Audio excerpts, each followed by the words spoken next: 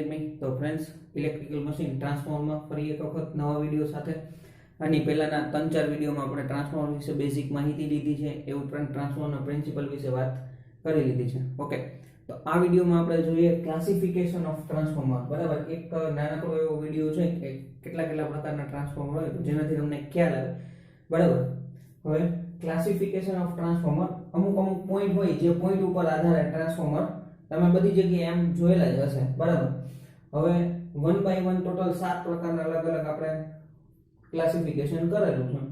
બરાબર, કે based on supply, સૌથી પહેલો પાર્ટ છે બેઝડ ઓન સપ્લાય। સપ્લાયના આધાર ઉપર ટ્રાન્સફોર્મર, તો કે એક સિંગલ ફેઝ ટ્રાન્સફોર્મર અને 3 ફેઝ ટ્રાન્સફોર્મર, જે મોસ્ટલી આપણે બુકમાં સૌથી પહેલા ભણતા હોઈએ છીએ। સૌથી પહેલા આપણે સિંગલ ફેઝ ભણતા હોઈએ છીએ, એના પછી આપણે 3 ફેઝ ટ્રાન્સફોર્મર ભણતા હોઈએ છીએ।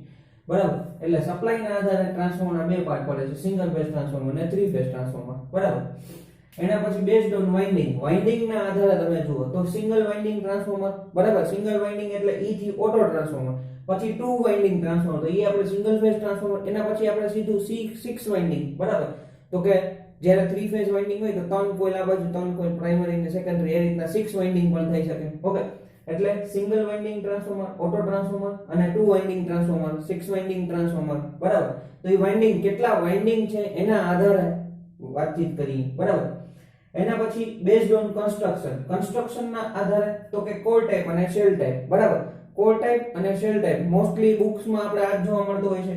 એ ઉપરાંત એક વધારાનો ટ્રાન્સફોર્મરનું નામ આવે છે, એક છે બેરી ટાઈપ। બરાબર, બેરી ટાઈપ। ઓકે, જ્યારે આપણે કન્સ્ટ્રક્શન ભણશું ત્યારે હું તમને સમજાવીશ કઈ રીતના બેરી ટાઈપ ટ્રાન્સફોર્મર હોય છે।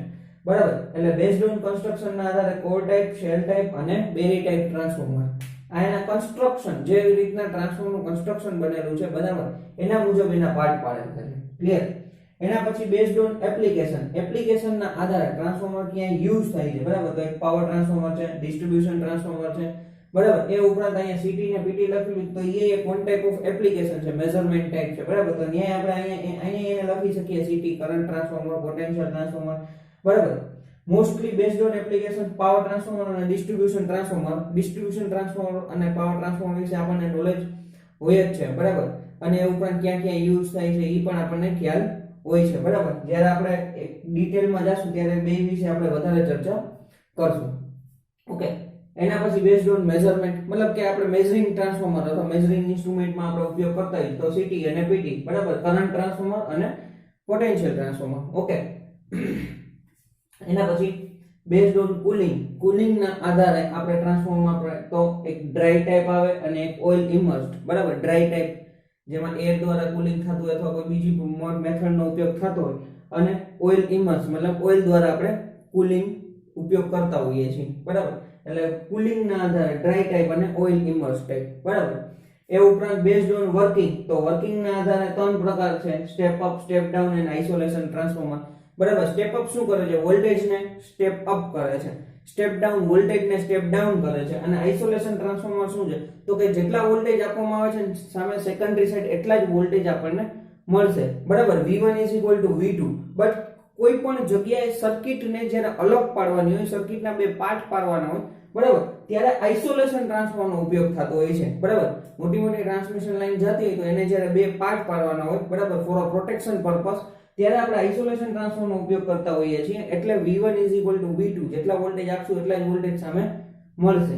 ઓકે, એટલે બેઝડ ઓન વર્કિંગ પ્રમાણે 3 પાર્ટ થયા, step up, step down and isolation transformer. બરાબર, યાદ રાખવાનું છે વોલ્ટેજને સ્ટેપ અપ કરે છે, વોલ્ટેજને સ્ટેપ ડાઉન કરે છે, અને વોલ્ટેજ સેમ ટુ સેમ છે। બરાબર, હવે સ્ટેપ અપ ટ્રાન્સફોર્મર જે વોલ્ટેજને સ્ટેપ અપ કરે છે તો કરંટને સ્ટેપ ડાઉન કરશે, અને સ્ટેપ ડાઉન ટ્રાન્સફોર્મર વોલ્ટેજને સ્ટેપ ડાઉન કરે છે તો કરંટ સ્ટેપ અપ થશે। આ વસ્તુ તમારે યાદ રાખવાની છે, જ્યારે આપણે ભણશું ત્યારે તમને વધારે થોડીક ડિટેલમાં ચર્ચા કરશું। ઓકે ફ્રેન્ડ્સ, તો આ એક નાનકડું આપણે ક્લાસિફિકેશન જોયું। બરાબર, આનો તમારે સ્ક્રીનશોટ લેવો હોય તો સ્ક્રીનશોટ લઈ લો। ઓકે, વ્યવસ્થિત રીતે ટ્રાન્સફોર્મરની નોટ્સ બનાવતા જજો, તો થોડાક દિવસની અંદર આપણે ટ્રાન્સફોર્મર કવર થાય, તમારે એક વ્યવસ્થિત મસ્ત બુક બની જશે। પછી એક્ઝામ ટાઈમે તમારે ખાલી બુક્સ જ જોવાની થશે। ઓકે ફ્રેન્ડ્સ, તો આગળ આપણે ક્લાસિફિકેશન ઓફ ટ્રાન્સફોર્મર જોયું। હવે આપણે એક એક્સ્ટ્રા પોઈન્ટ ટ્રાન્સફોર્મરની અંદર જોઈએ। બરાબર, તો અહીંયા તમે એક ટ્રાન્સફોર્મર દોરેલું જોતા હશો। બરાબર, કે આ પ્રાઇમરી વાઇન્ડિંગ છે, સેકન્ડરી વાઇન્ડિંગ છે, બરાબર, આ કોર છે ટ્રાન્સફોર્મરની। ઓકે, હવે મારો ક્વેશ્ચન ઈ છે કે પ્રાઇમરી વાઇન્ડિંગ કોને કહેવાય ને સેકન્ડરી વાઇન્ડિંગ કોને કહેવાય, બરાબર, અને લો વોલ્ટેજ અને હાઈ વોલ્ટેજ કોને કહેવાય, બરાબર. મોસ્ટલી ઘણી વખત એમસીક્યુ પૂછાતો હોય છે કે પ્રાઇમરી વાઇન્ડિંગ ઓલવેઝ, બરાબર, એચવી કે એલવી પણ હોઈ શકે. ઓકે, તો એના માટે આપણે એક વસ્તુ હંમેશા યાદ રાખવાની. સપોઝ કે અત્યારે હું આ ને પ્રાઇમરી વાઇન્ડિંગ કહું છું, બરાબર, પ્રાઇમરી વાઇન્ડિંગ, અને આ આપણી છે સેકન્ડરી વાઇન્ડિંગ, બરાબર, સેકન્ડરી વાઇન્ડિંગ. ઓકે, તો પ્રાઇમરી વાઇન્ડિંગ ની જો વ્યાખ્યા કરવી હોય આપણે તો એક વસ્તુ યાદ રાખજો કે જે વાઇન્ડિંગ ને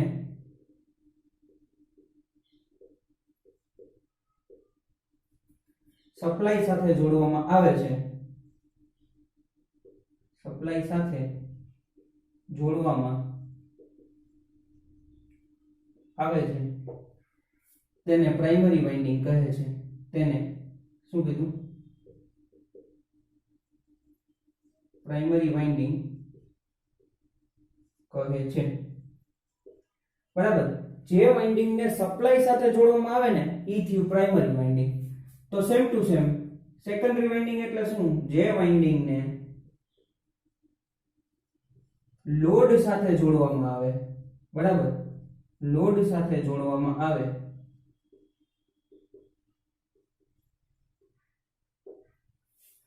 તેને સેકન્ડરી વાઇન્ડિંગ કહે છે.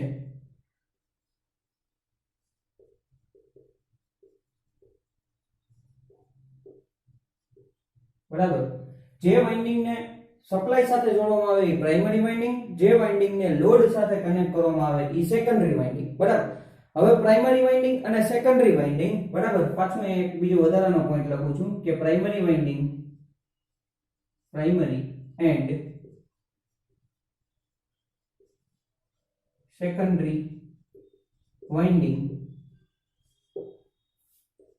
એચવી અથવા એલવી એટલે કે હાઈ વોલ્ટેજ અને લો વોલ્ટેજ કોઈ પણ હોઈ શકે, બરાબર. એમસીક્યુ પૂછાતો હોય છે કે પ્રાઇમરી વાઇન્ડિંગ હંમેશા ઓલવેઝ, તો ભાઈ આપણે એમ જ સમજતા હોય કે આપણે ડિસ્ટ્રીબ્યુશનમાં હોય તો આપણે એચવી જ લખતા હોઈએ છીએ, બરાબર. બટ એવું હોતું નથી. પ્રાઇમરી વાઇન્ડિંગ એચવી પણ હોઈ શકે અને એલવી પણ હોઈ શકે. Same to same secondary winding એ એચવી હોઈ શકે અને એલવી હોઈ શકે, બરાબર. એવું કોઈ ફરજિયાત હોતું નથી. એટલે તમારે આ ટોપિક ક્લિયર કરવો જરૂરી છે કે જે વાઇન્ડિંગ ને સપ્લાય સાથે જોડ્યું એ આપણું પ્રાઇમરી વાઇન્ડિંગ થયું. જે વાઇન્ડિંગ ને લોડ સાથે કનેક્ટ કરશું, બરાબર, આવી રીતના લોડ કનેક્ટ કર્યો છે તો લોડ સાથે કનેક્ટ કરશું તો એ આપણું થઈ ગયું સેકન્ડરી વાઇન્ડિંગ. ઓકે, હવે તમે એક વસ્તુ જુઓ. સપોઝ કે આપણે એમ કહીએ છીએ કે અહીંયા 11 kV બાય 450 વોલ્ટ, બરાબર. તો આ થઈ ગયું આપણું સ્ટેપ ડાઉન ટ્રાન્સફોર્મર, બરાબર. કયા પ્રકારનું ટ્રાન્સફોર્મર થયું? સ્ટેપ ડાઉન પ્રકારનું ટ્રાન્સફોર્મર. ઓકે, સ્ટેપ ડાઉન પ્રકારનું ટ્રાન્સફોર્મર છે. તો તમે હવે પેલી વસ્તુ સમજો કે તો પ્રાઇમરી વાઇન્ડિંગ શું છે? તો કે એચવી છે, બરાબર. તો અહીંયા પ્રાઇમરી વાઇન્ડિંગ શું છે? એચવી છે. અને સેકન્ડરી વાઇન્ડિંગ શું બન્યું? એલવી બન્યું, બરાબર. સ્ટેપ ડાઉન પ્રકારનું ટ્રાન્સફોર્મર છે એટલે પ્રાઇમરી વાઇન્ડિંગ એચવી છે, સેકન્ડરી વાઇન્ડિંગ એલવી છે. ઓકે, તો આ સ્ટેપ ડાઉન પ્રકારનું ટ્રાન્સફોર્મર છે. ક્લિયર? હવે એના પછી આપણે વાત કરીએ. સપોઝ કે સેમ ટ્રાન્સફોર્મર ને જો હું આ બાજુથી સપ્લાય આપી દઉં ને તો પ્રાઇમરી વાઇન્ડિંગ આ થઈ જશે. હવે હું પાછું ટ્રાન્સફોર્મર દોરું છું, બરાબર.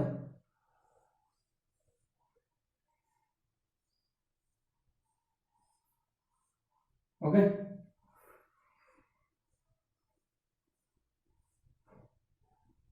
હવે જો હું આ બાજુથી સપ્લાય આપીશ, બરાબર, તો એનો મતલબ અને અહીંયા હું લોડ કનેક્ટ કરીશ તો આ પ્રાઇમરી વાઇન્ડિંગ થઈ ગયું, બરાબર. અને આ સેકન્ડરી વાઇન્ડિંગ થઈ ગયું, સેકન્ડરી વાઇન્ડિંગ, બરાબર. અને આ 11 kV જ રાખીએ છીએ, આ 415 જ રાખીએ છીએ, 415 વોલ્ટેજ, બરાબર.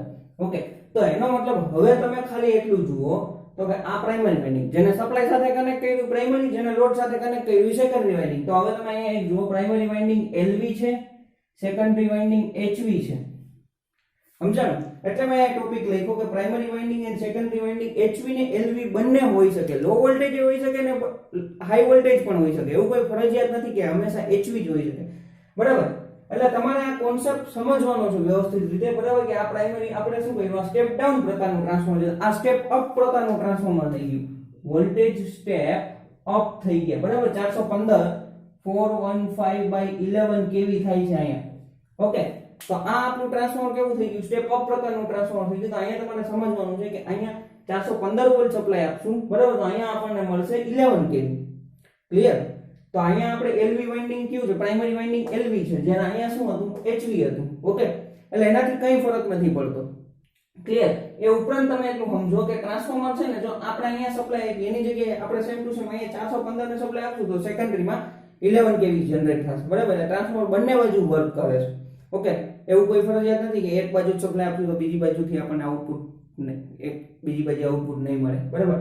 તો તમે સેકન્ડરી સાઈડ સપ્લાય આપશો ને તો ઈ પ્રાઇમરી બની જશે ને આ બાજુ આપણને આઉટપુટ મળશે, બરાબર. એટલે આપણે HV ને LV નો કોન્સેપ્ટ રાખતો હોય છે મોસ્ટલી રેફરન્સ બુકોની અંદર HV ને LV નો કોન્સેપ્ટ રાખતો હોય છે, પણ ઘણી વખત MCQ બેઝ પ્રાઇમરી ને સેકન્ડરી ના ક્વેશ્ચન પૂછાઈ જતા હોય છે, બરાબર. તો આ એક નાનકડો ટોપિક મારે તમને સમજાવવો હતો, બરાબર. આઈ હોપ તમને મજા આવી હશે, ક્લિયર થયો હશે, બરાબર. આનો સ્ક્રીનશોટ લેવો હોય તો સ્ક્રીનશોટ તમે લઈ લો. ઓકે ઓકે ફ્રેન્ડ્સ, તો આ વિડીયોને એન્ડ કરીએ છીએ. નેક્સ્ટ બીજા વિડીયોમાં આપણે મળીએ. Thank you for watching this video friends. Like, share and subscribe Transet academy.